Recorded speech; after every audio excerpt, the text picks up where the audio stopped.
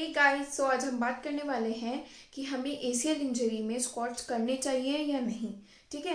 अगर आप gym person है या फिर आप एथलीट हैं तो आपको पता होगा या आपने सुना होगा कि एसीएल जो है एक लिगामेंट होता है हमारे नी जॉइंट में, जो कि बहुत प्रोन होता है या फिर उसकी इंजरी के चांसेस बहुत ज़्यादा होते हैं। अगर आप कोई भी झटका लग रहा है आपको या फिर एकदम से आप कोई ज़्यादा वजन उठा लो, तो इन सब कारणों की वजह से एसीएल के फटने के चांसेस या टीयर के चांसेस ज़्यादा होते हैं। ठीक है। तो आज हम वही बात करेंगे कि उस एसीएल इंजरी के बाद हमें स्क्वाट्स करने चाहिए या नहीं। ठीक है। अब स्क्वाट्स क्या होते हैं? जब हम हमारी बॉडी को नीचे की तरफ ले जाते हैं ऑन आर नीज। ठीक है। अगर आप एथलीट है या जिम गोइंग है तो आपको डेफिनेटली पता होगा अबाउट स्क्वाट्स। ठीक है। तो अगर आप क्लिनिशियन हैं या फिर you are in the medical field, तो आपको ज़रूर से ये वीडियो देखना चाहिए टू नो कि हमें स्क्वाट्स करवानी चाहिए पेशेंट को या नहीं। ठीक है। तो अगर हम बात करते हैं अबाउट मसल क्वाड्रिसेप्स। ठीक है। तो अगर आपने क्वाड्रिसेप्स के बारे में सुना हो या आपको पता हो, तो ये एक ऐसी मसल है जो कि हमारे फ्रंट ऑफ थाई में होती है और इसका काम क्या होता है? हमारे पैर को सीधा करना। ठीक है।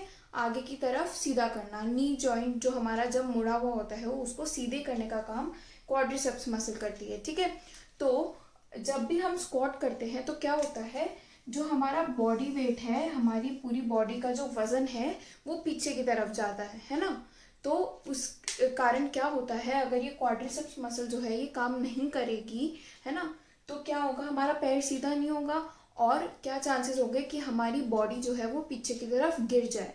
ठीक है। तो इसको बचाने के लिए क्या क्वाड्रिसेप्स काम करती है? हमारे पैर को सीधा करती है।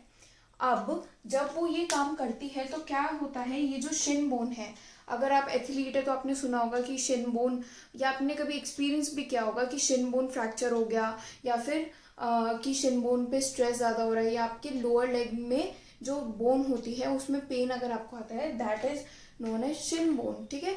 वही बोन को हम शिन बोन कहते हैं और मेडिकल फील्ड में उसको हम कहते हैं टीबिया। तो ये जो टीबिया होती है, जब क्वाड्रिसेप्स कॉन्ट्रैक्ट करती है या फिर काम करती है तो वो क्या करती है, टीबिया को आगे की तरफ खिसकाने का काम करती है। मतलब एंटीरियर स्लाइडिंग का काम करती है, anterior translation of Shin bone का काम करती है क्वाड्रिसेप्स। तो जब हम बेंड होते हैं तो जो क्वाड्रिसेप्स काम करती है, तो उस समय पर ये टीबिया को आगे की तरफ खिसकाने का भी काम करती है।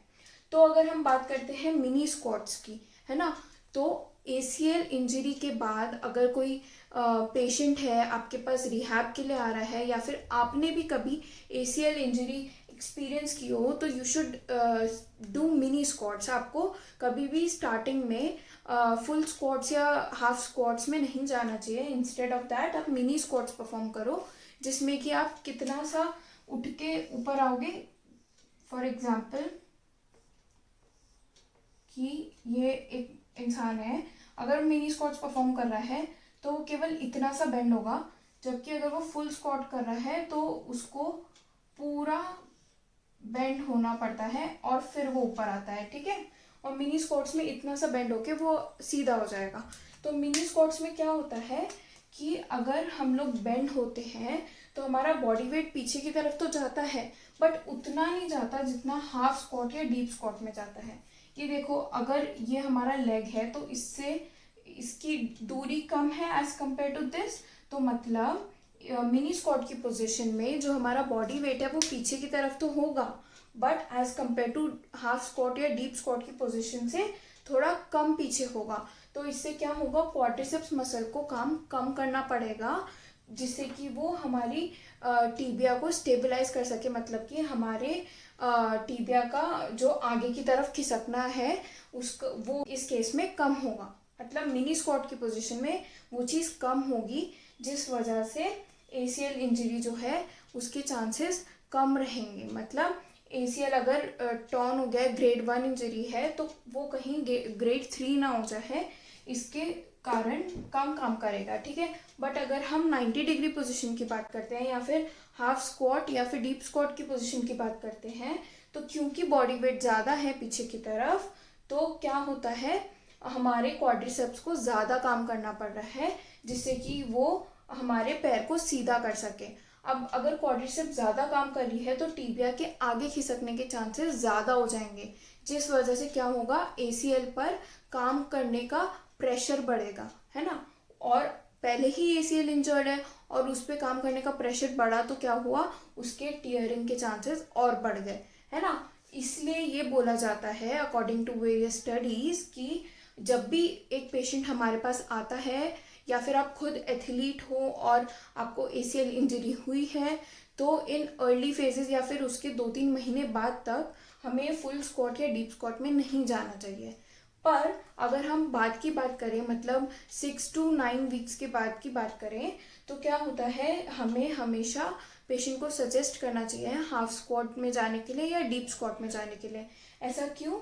क्योंकि अभी मैंने बताया कि अगर इस पोजीशन में क्वाड्रिसेप्स ज़्यादा काम कर रही है तो टिबिया का जो ट्रांसलेशन है या फिर टिबिया का आगे खिसकना है वो ज़्यादा होगा, तो वो ACL पे लोड बढ़ाएगा, है ना। और हमें इवेंचुअली या फिर एंड में हमें क्या चाहिए कि ACL की जो टेंसाइल स्ट्रेंथ है या फिर जो सहन करने की क्षमता है वो बढ़ जाए, ठीक है। तो इस काम से क्या होगा, अगर हम डीप स्क्वाट कराएंगे तो ACL पे लोड बढ़ेगा, जिससे कि उसकी सहन करने की क्षमता बढ़ेगी। So we can recommend half or deep squats in the later phases of ACL rehab, पर हमें कभी भी अर्ली फेजेस में half or deep squats recommend नहीं करने चाहिए, ठीक है। So this was all about कि हमें स्क्वाट्स रिकमेंड करने चाहिए या नहीं, या फिर हमें खुद ACL इंजरी के बाद स्क्वाट्स करने चाहिए या नहीं। And I hope you are like the video and thank you so much for watching.